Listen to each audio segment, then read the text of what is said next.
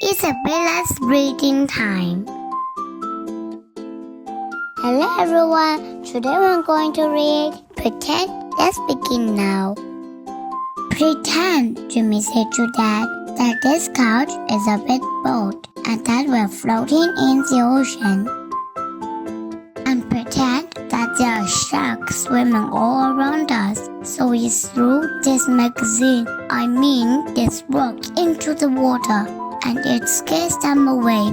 But now we're tired and starving and we don't know if we'll survive. Now you go, Jimmy said to Dad. Say, oh no, what are we going to do? Dad looked at Jimmy. Go ahead, Jimmy said. Oh no, Dad said. What are we going to do? I've got it, said Jimmy. I have these fishing lines that can save us.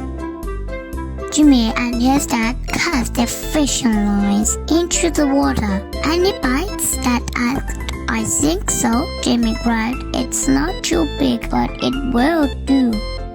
I think I feel something too, Dad said. Wow, Jimmy said. You got a big one. I did, said Dad, smiling. Now let's cook them, Jimmy said. I will start a little fire right here. Jimmy and his dad cooked their catch over the fire. Try yours, Jimmy said. See if it's ready. Not bad, Dad said. Jimmy took a bite of his. He said. It's just right. Jimmy rubbed his tummy and licked his lips. That one was good meal, he said. Now let's search for land. We can't survive on this boat forever. No standing on the couch, said Dad. We're on a boat, Jimmy said. Dad gave him a look. Jimmy squatted. Okay, how about we get our binoculars out? Dad searched his pocket. Right here, Jimmy said. Your binoculars? Oh, said Dad. Here they are. See anything yet? Jimmy asked. Is there something over there? Dad asked. Jimmy squatted into the distance. Yes, Jimmy said. I think I see it too. An island. Paddle fast. Jimmy and his dad paddled until they were out of breath. I think we made it, Dad said. I will secure the boat for our landing, Jimmy said. Dad hopped out after him. Ouch, said Dad. I think I stepped on a crab. Ouch, cried Jimmy. Me too, but don't stop. We've got to make it. It's sure. Help, grab my hand. Jimmy flopped to the ground. Panting, we made it, Jimmy said. Thanks for saving my life. Anytime, Dad said. Jimmy looked up. You know there are wild beasts that roam the bottom of this island, he said. They eat people at the night. The top is where we'll be. Safe. Let's climb to the top to make our fort. Jimmy started to climb. I will go first, he said. I don't know if I can make it, Dad said. Don't worry, Jimmy called. I will help you. Jimmy and his dad rested at the top of the mountain. We can see everything from up here, Jimmy said, looking through his binoculars. Again, now we need to make our fort.